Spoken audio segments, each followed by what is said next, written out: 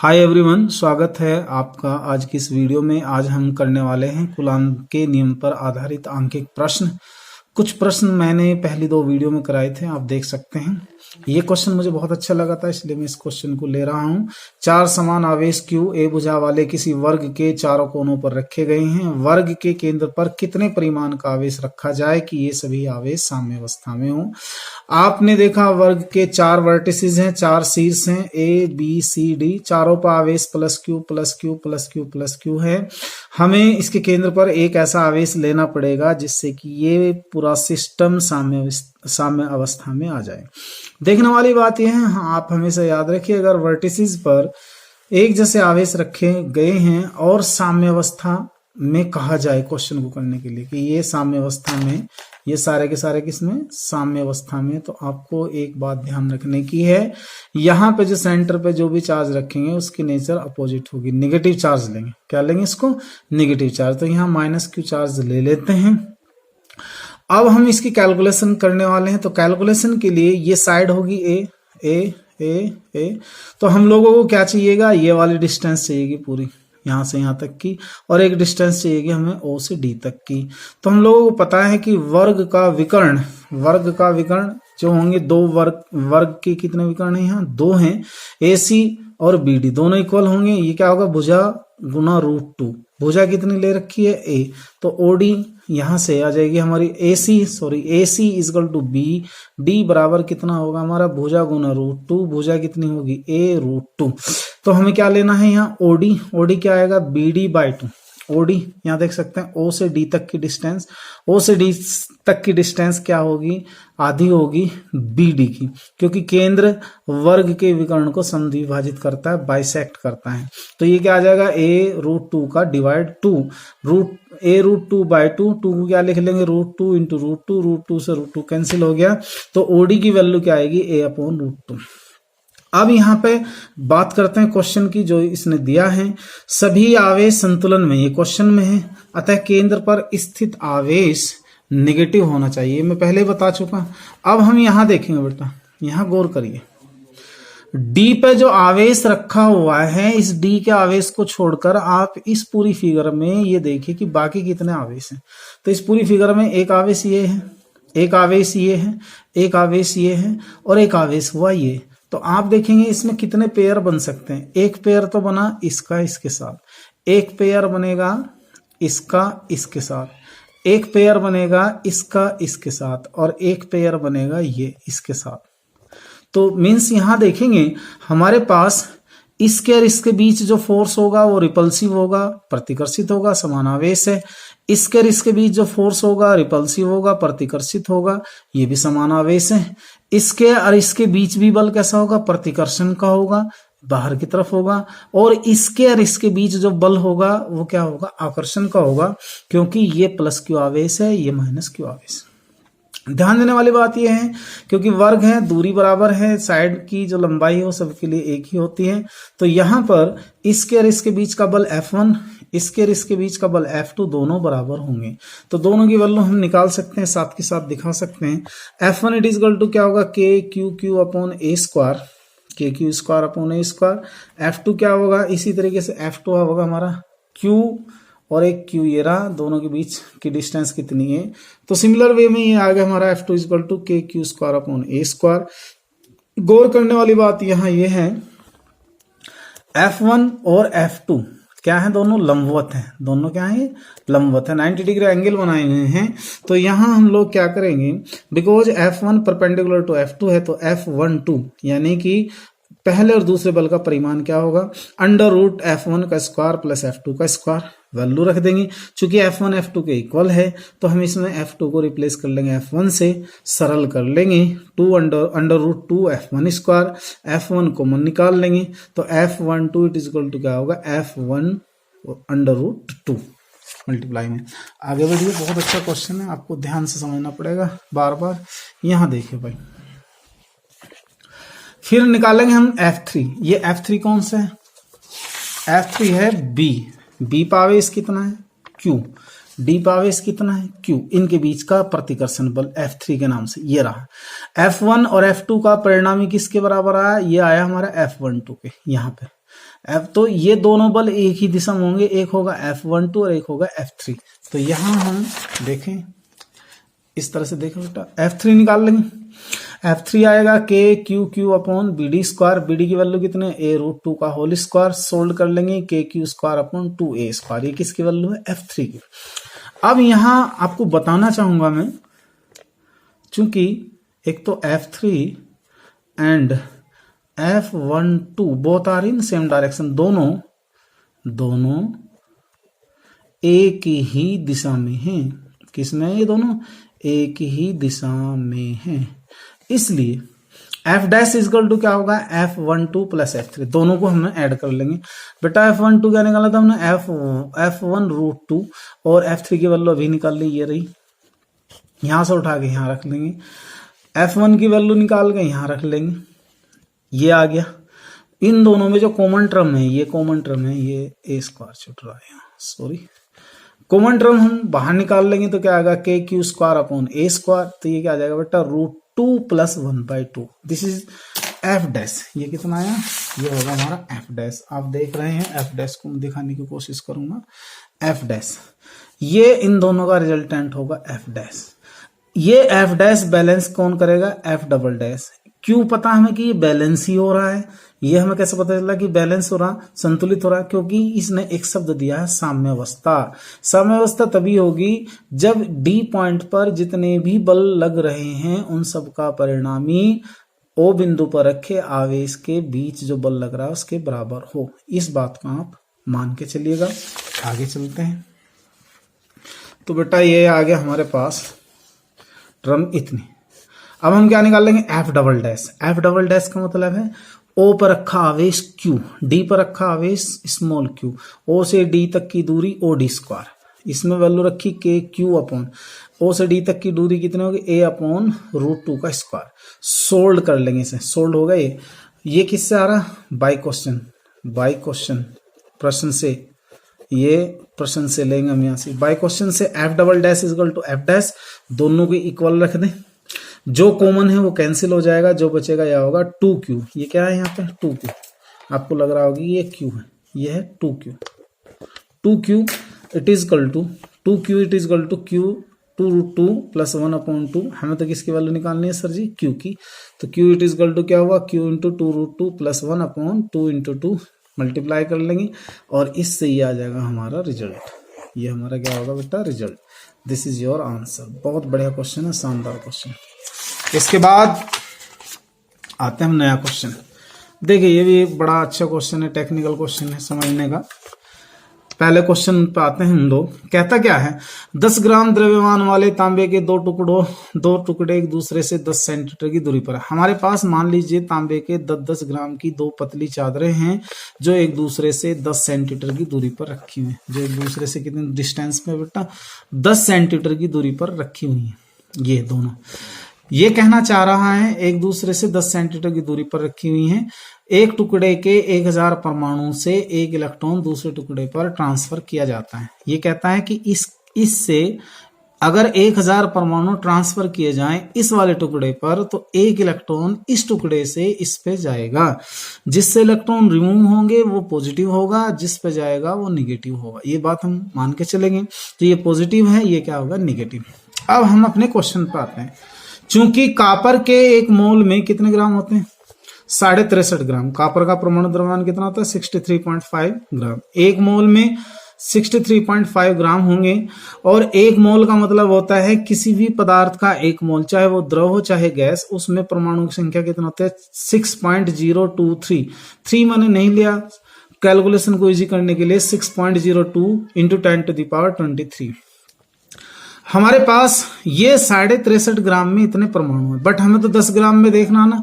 तो 10 ग्राम कापर में number of atoms परमाणु कितने हुए, तो उसको निकालने का मैथमेटिकल तरीका है कि भाई 63.5 में इतने परमाणु, तो 10 ग्राम में इतने परमाणु, इससे मल्टीप्लाई कर देंगे।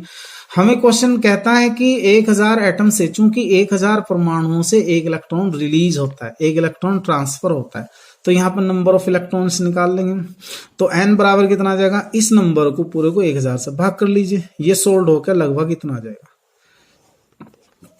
9.5 गुना 10 की घात 19 इलेक्ट्रॉन, ये किसका सिंबल है? इलेक्ट्रॉन का। अब देखिए, अब कॉपर प्लेट पर आवेश जो है ना Q1 Q2 दोनों पे बराबर होगा, दोनों पे बराबर होगा, इस पे से बराबर होगा, लेकिन बराबर कैसे होगा? जितने इलेक्ट्रॉन इससे हटेंगे इतने इस पे जाएंगे, जितने इलेक्ट्रॉन इससे हटाए गए हैं उतने इलेक्ट्रॉनों के बराबर धनावेश होगा, जितने इलेक्ट्रॉन इस पे गए हैं उतने इलेक्ट्रॉनों के बराबर ऋणावेश होगा, लेकिन परिमाण दोनों का बराबर होगा। तो हमने यहाँ साइन नहीं लिया, हमने परिमाण लिया। तो फार्मूला लगाया बेटा, Q1 Q2 it is equal to NE, ये आ गया 9.5 गुना 10 की घात 19, 1.6 गुना 10 की घात -19, कैलकुलेशन करी 15.2 कूलम आया। इसके बाद हमें तो बल निकालना, तो बल निकालने के लिए डिस्टेंस चाहिए। डिस्टेंस हमारे पास कितने हैं? 10 सेंटीमीटर। 10 सेंटीमीटर को हम क्या कर लेंगे? मीटर में कन्वर्ट कर लेंगे। हम लोगों को बल निकालना है तो हमारे पास कूलम का नियम याद होना चाहिए। तो कूलम का नियम क्या है? 9 गुना 10 की घात 9 Q1 Q2 upon R square. Value put करें आप, 9 गुना 10 की घात 9, Q1 की वैल्यू 15.2, Q2 की वैल्यू 15.2 बटे में 0.10 का स्क्वायर। अगर आप कैलकुलेशन करेंगे तो आप पाएंगे हमारी वैल्यू कितना आएगी? 2.058 इंटू 10⁴ न्यूटन। ये आपका क्वेश्चन हो चुका, ये भी शानदार क्वेश्चन है, आपके एग्जाम में आ चुका। अब देखिए, कुछ इजी क्वेश्चन है बट ट्रिकी क्वेश्चन कहलाते हैं। नेक्स्ट क्वेश्चन में कहता है हमारे पास भाई कि 2 माइक्रोकूलम और 6 माइक्रोकूलम के दो बिंदु आवेश परस्पर 12 न्यूटन के बल से प्रतिकर्षित करते हैं। 2 माइक्रोकूलम का आवेश है, 6 माइक्रोकूलम का आवेश है, 12 न्यूटन के बल से प्रतिकर्षित करते हैं। इस लाइन, ये जो पूरी लाइन बोली है मैंने, पूरा सेंटेंस, इस पूरे सेंटेंस का पूरा डाटा मैंने यहाँ लिख दिया गिवन में। केस फर्स्ट कहते हैं Q1 2 माइक्रोकूलम, Q2 6 माइक्रोकूलम, बल कितना? 12 न्यूटन। अब साहब ये क्या कहता है? इन आवेशों में से प्रत्येक को -4 कूलम का आवेश दे दिया हमने। अब हमने दोनों को, इसे भी -4 कूलम का आवेश दिया, इसे भी -4 माइक्रोकूलम का आवेश दिया। तो हमसे कहना ये चाह रहा है कि भैया इनको -4 कूलम का आवेश देने के बाद इनके बीच नया बल कितना होगा? तो हम पहले पुराना बल निकाल लेंगे, यानी कि इनिशियल स्टेज में निकाल लेंगे। केस फर्स्ट में, केस फर्स्ट हो गया as it is, F equal to K Q1 Q2 upon R square. Value put कीजिएगा, K into Q1 2 into 10⁻⁶, Q2 6 into 10⁻⁶ upon R square. हमें डिस्टेंस की जरूरत नहीं है तो इसे फर्स्ट इक्वेशन कहते हैं। अब इसके बाद यहां मुझे लिखना चाहिए था case second, sorry for that, case second, case second. अब केस सेकेंड पे गौर से देखिएगा, इन्होंने कहा जब दोनों आवेशों को तीसरा आवेश -4 कूलम दिया जाता है, माइक्रो कूलम दिया जाता है, तो यहाँ पे आवेश की एक प्रॉपर्टी होती है, उसे बोलते हैं एडिटिव प्रॉपर्टी, योगफल या योज्यता, आवेश की योज्यता, ये प्रॉपर्टी होते हैं। आवेश को हम जोड़ सकते हैं, घटा सकते हैं। तो हम यहाँ देखेंगे, हमने पहला आवेश कितना हमारे पास +2 माइक्रोकूलम दिया, कितना? -4 माइक्रोकूलम, ऐड करा, बचा कितना? -2 माइक्रोकूलम। माइक्रोकूलम को हटा दिया, -2 गुना 10 की घात -6 कूलम, माइनस केवल इसकी नेचर को शो कर रहा आवेश की। दूसरे में Q2 डैश कितना था हमारे पास? 6 माइक्रोकूलम, दिया कितना? -4 माइक्रोकूलम, बचा कितना? 2 माइक्रोकूलम। माइक्रोकूलम को हटा देंगे तो 2 गुना 10 की घात -6 कूलम। ओके, अब हम इस केस में F डैश निकालेंगे बेटा। F डैश क्या आएगा? K Q1 dash Q2 dash upon R square. हम K एज इट इज लेंगे, Q1 डैश की वैल्यू रखेंगे, Q2 डैश की वैल्यू रखेंगे upon R square. R square हमारे पास कॉमन टर्म है दोनों इक्वेशन में। अब हमें करना ये है, हम चाहते ये हैं इस इक्वेशन से F डैश की वैल्यू निकालना। अब इसकी वैल्यू तब आएगी जब R स्क्वायर हो। अब हम ये तरीका सोचेंगे कि हमें ना तो R स्क्वायर निकालना पड़े ना K की वैल्यू रखनी पड़े, तो इसके लिए हम क्या करते हैं? भाग दे लेते हैं। उससे भाग देने से क्या होगा बेटे? जो कॉमन टर्म है वे कैंसिल हो जाएंगे, K से K कैंसिल हो जाएगा, R स्क्वायर से R स्क्वायर कैंसिल होगा, बचेगा क्या? 10 की पावर -6, 10 की पावर -6, 10 की पावर -6, 10 की पावर -6, सब कैंसिल। बचा क्या ऊपर? 2 × 2 बटे में 2 × 6, 2 से 2 कैंसिल होगा, 2/6। F dash upon F equal to कितना? 2/6। F डैश इजकल टू 2/6 गुना F, कितना? 2/6 गुना 12, 6 से 6 दूनी 12 और 2 दूनी 4, तो कितना है हमारे पास? ये 4 Newton. This is your result, this is your answer. ये यहाँ पे हो गया हमारा क्वेश्चन का आंसर।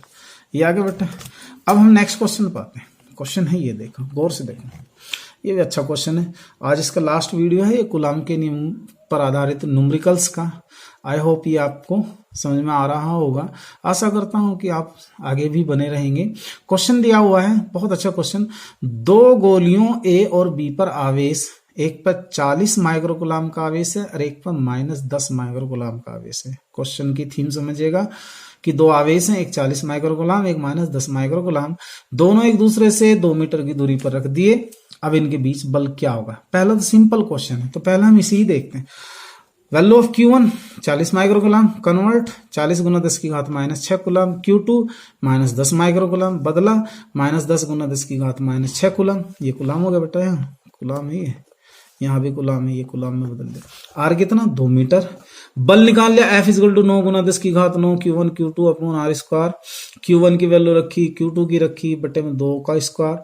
सरल करा, नंबर अलग ले लिए, 9 × 40 × 10 अपॉन 2 का मतलब 4, और पावर में कितना? 10⁻9 -6 सरल कर लेंगे इसको, सारा देख रहे हैं आप। 9 × 10 9 गुना 100 × 10 की घात -3, 2 जीरो से ये पावर यहाँ ऐड हो जाएगी, तो 10 की घात -1, 10 की घात -1 से भाग देंगे तो ये क्या होगा हमारा? 0.90 न्यूटन। कितना आएगा बेटा? 0.90 न्यूटन। ये तो पहला केस हो गया, सिंपल है, इसमें तो ज्यादा हमें दिमाग में लगाना। केस सेकंड, ये कहता है कि दोनों गोलियों को आपस में स्पर्श कराकर फिर से इतनी ही दूरी पर रख देते हैं। देखिए, अगर दो आवेशित गोलियों को हम आपस में स्पर्श कराते हैं तो एक गोली से दूसरी गोली पर आवेश का स्थानांतरण हो जाता है, यानी कि दोनों गोलियों के बीच चार्जेस का ट्रांसपोर्टेशन होना शुरू हो जाता है और तब तक बना रहता है जब तक दोनों का विभव बराबर न हो जाए। यानी कि जब दोनों गोलियां एक जैसी हैं, दोनों पर आवेश का स्थानांतरण तब तक रहेगा जब तक दोनों का विभव बराबर न हो जाए। ऐसी स्थिति में दोनों गोलियों पर आवेश की मात्रा समान होगी, और आवेश की मात्रा समान करने का सबसे आसान तरीका है उनका आवेश का क्या ले लें? मीन ले लें, औसत ले लें, एवरेज ले लें। तो यहाँ पे ये करना, अब ये हमने वहीं पर रख दिया दोबारा से, ये होगा Q1 डैश साहब, ये होगा Q2 डैश। हमने निकाला Q1 dash it is equal to Q2 dash is equal to Q1 plus Q2/2। Value put करो, 40 - 10/2 30/2। 2 से 30 को काटा, 15 माइक्रोकूलाम। इस माइक्रो को हटा देंगे, 15 गुना 10 की घात -6 कूलाम। फिर से हम कूलाम के नियम पा जाएंगे। हमारा कूलाम का नियम क्या है? F डैश 9 गुना 10 की घात 9 Q1 dash Q2 dash upon R square. 9 × 10⁻9 Q1 dash 15 गुना 10 की घात -6 Q2 डैश 15 गुना 10 की घात -6 बटे में 2 का स्क्वायर। अब हमने क्या करना है? नंबर एक साथ लेने हैं, 15 गुना 15 गुना 9 बटे में 2 का वर्ग 4, 10 की घात 9 -6 सरल किया तो हमारे ये कैलकुलेशन हो पाएगी। आप चेक कर सकते हैं। अब यहाँ पर आप चाहे तो अपना आंसर यहाँ छोड़ सकते हैं, आपका आंसर यहाँ भी पूरा सही है, लेकिन आप चाहते हैं इसको सिस्टमेटिकली तरीके से लिखा जाए सिग्निफिकेंट फिगर की फॉर्म में, तो हम इसके 1 2 3, ये हुआ 1, ये हुआ 2, ये हुआ 3, यानी कि इसको डेसिमल को इधर ले आएंगे। कितने प्लेस हो जाएंगे? 1 2 3 होंगे, तो 3 मैं यहाँ ऐड कर दूंगा। तो मेरे पास जैसे ही मैं इधर लाऊंगा तो ये 10 की पावर -3 कैंसिल होके क्या बचेगा? बल्कि यहाँ दिखा दूं, जगह है, ये आ जाएगी कभी किसी पर 5, ये आ जाएगा 0.506 गुना 10 की घात -3 प्लस 3, और इससे सरल हो गई, ये आ जाएगा हमारा, ये हुआ तुम्हारा answer. This is your answer. Case third है, ये कहता है कि जब, हाँ यहाँ शुरू कर रहे बेटा। केस थर्ड, जब गोले बी को अर्थिड कर दिया जाता है, पृथ्वी से जोड़ देते हैं। जब बी को हम पृथ्वी से जोड़ेंगे तो याद रखिएगा जिस हिस्से को पृथ्वी से जोड़ा गया है उसका कुल आवेश कितना हो जाएगा? 0, क्योंकि अगर ये पॉजिटिव चार्ज है तो पृथ्वी से आने वाले इलेक्ट्रॉन इसको न्यूट्रल कर देंगे। अगर ये नेगेटिव चार्ज है तो पृथ्वी से आने वाला पॉजिटिव चार्ज इसको न्यूट्रल कर देगा, यानी कि हर सिचुएशन में ये 0 ही रहने वाला है। तो अब हम इसमें दोबारा से फोर्स निकालते हैं। F double dash is equal to 9 गुना 10 की घात 9 Q1 dash Q2 dash upon R square. हमारी वैल्यू Q1 डैश ऊपर थी, Q2 डैश 0, ये 0 काफी है सब पूरी टर्म को 0 बनाने के लिए, तो ये आ जाएगा बेटे 0 न्यूटन। कितना जाएगा ये 0 न्यूटन। थर्ड केस में अगर एक गोले को पृथ्वी से जोड़ देते हैं तो बल यहाँ पे क्या आएगा बेटा 0 आएगा। ठीक है, please subscribe my channel. Thanks for watching. I hope आप मेरे साथ यूं ही बने रहेंगे और मैं भी आपके साथ ऐसे ही बना रहूँगा। इसी आशा के साथ मैं आपसे विदा लेता हूँ। कल मैं आपको नया टॉपिक शुरू कराऊंगा, इलेक्ट्रिक फील्ड इंटेंसिटी, यानी कि वैद्युत क्षेत्र और वैद्युत क्षेत्र की तीव्रता। Thanks for watching. Good night. जय हिंद। शुभ रात्रि।